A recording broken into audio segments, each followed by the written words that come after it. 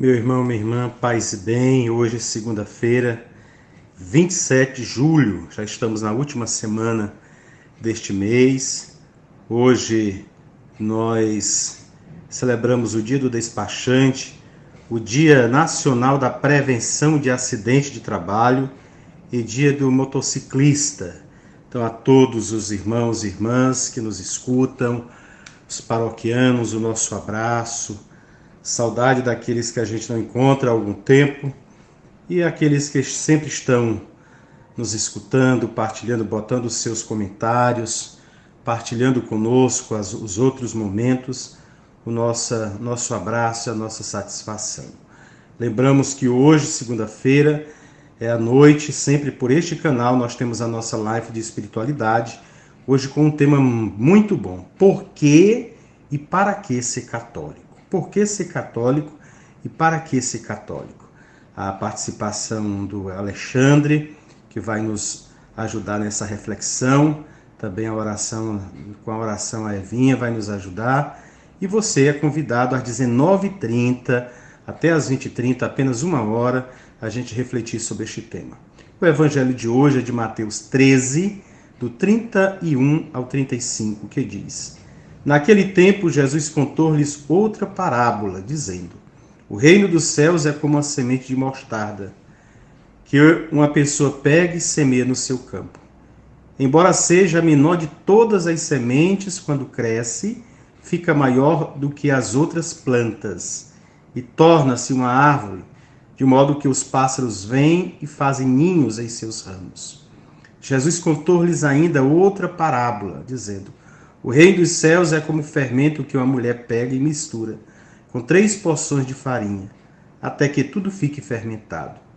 Tudo isso Jesus falava em parábolas às multidões. Nada lhes falava sem usar parábolas, para se cumprir o que foi dito pelo profeta: Abrirei a boca para falar em parábolas. Vou proclamar coisas escondidas desde a criação do mundo. Palavra da salvação. Glória a vós, Senhor. Muito bem, caríssimas irmãs e irmãos, eu sempre digo que para ser cristão católico, é preciso diariamente, de tantas outras coisas, rezar e ler a Bíblia, ler e refletir a palavra de Deus. Este momento nós ajudamos e juntos partilhamos a palavra de Deus. O incentivo, com a possibilidade, o meio, o desejo de que nós assumamos mais ainda o nosso ser cristão e ser católico, nos comprometendo com a escuta e vivência da palavra de Deus.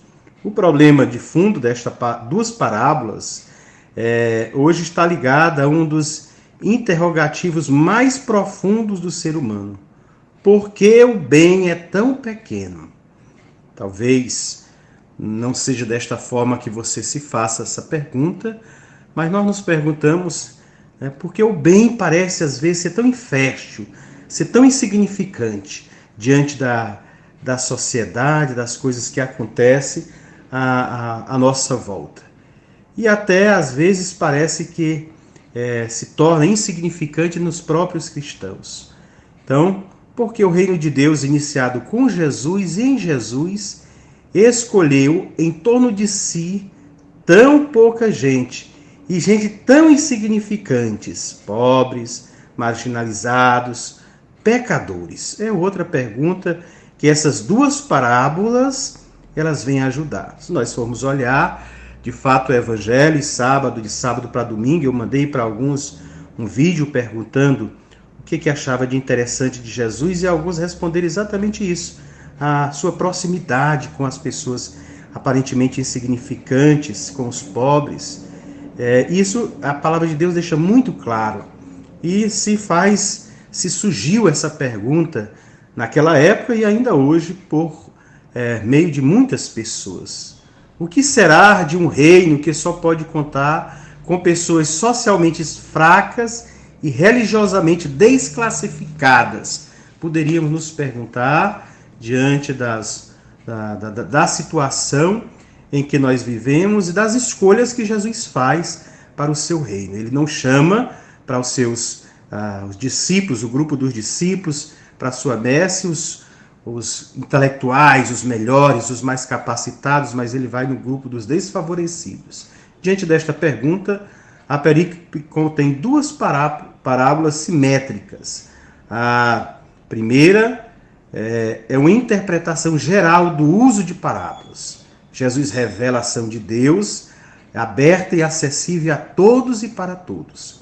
A comparação do reino com a semente de mostarda e com um punhado de fermento não corresponde ao imaginário correspondente do reino.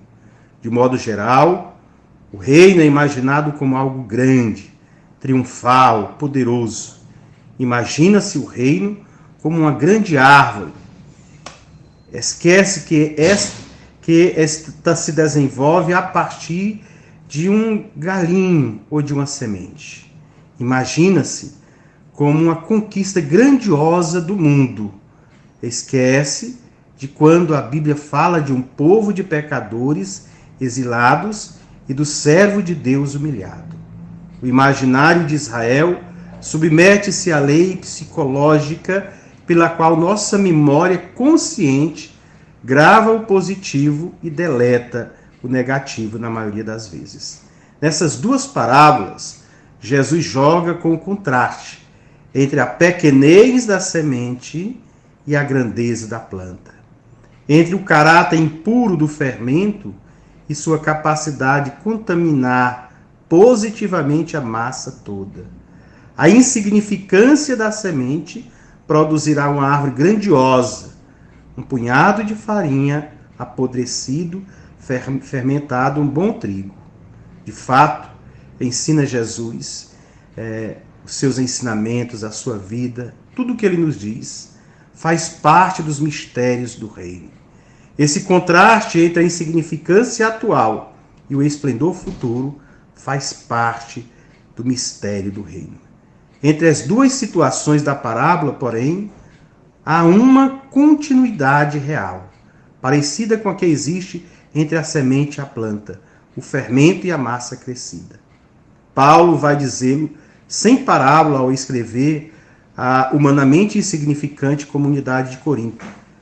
Esta frase: aquilo que o mundo despreza, acha vil e diz que não tem valor, isso Deus escolheu para destruir o que o mundo pensa que é importante. Lá em 1 Coríntios 1,18. Segundo Deuteronômio, Israel não foi escolhido por suas qualidades, mas justamente por ser o menor dos povos da terra. Lá em Deuteronômio 7:7, nos lembra bem isso. Manifesta-se aí a liberdade de Deus e a nossa libertação. Liberdade de Deus porque é amor, e o amor se faz pequeno e humilde. Nossa libertação porque somos pequenos, e assim somos libertados de nossa mania de grandeza.